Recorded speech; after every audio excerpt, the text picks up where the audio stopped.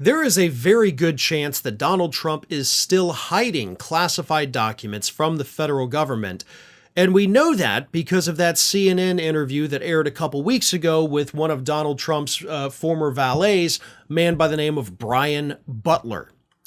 During that interview, and we talked about this at the time, Mr. Butler told CNN that, hey, on June 22nd, the same day that Donald Trump and his lawyers were going and talking to the Department of Justice, I was called by Walt Nauta, get the car, meet me at the airport, help me load some things onto this airplane for Donald Trump. And those things, Butler said during the interview, were the white banker's boxes that were also shown in the indictment, same kind of boxes.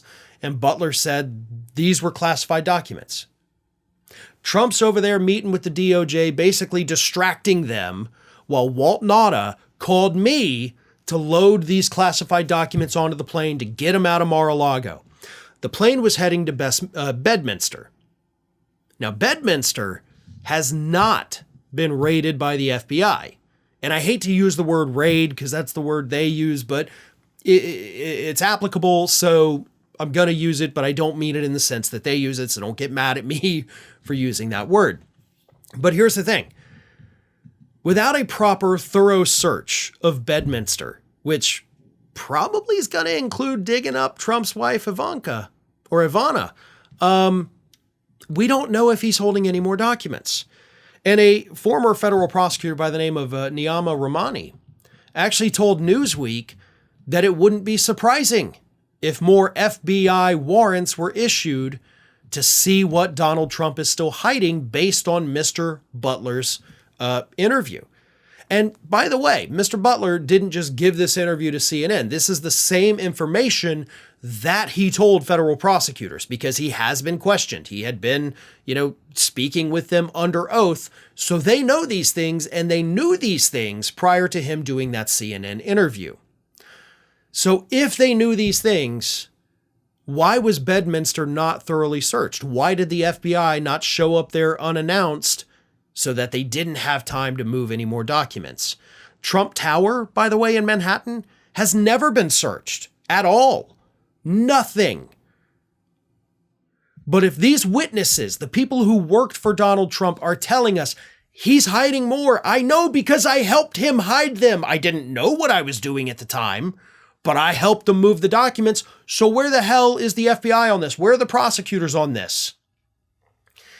According to Ramani, she says that, quote, it's unlikely that Jack Smith is going to do this at this stage of the case and during the election, but that possibility exists, especially because Trump has failed to comply with lawfully issued subpoenas in the past.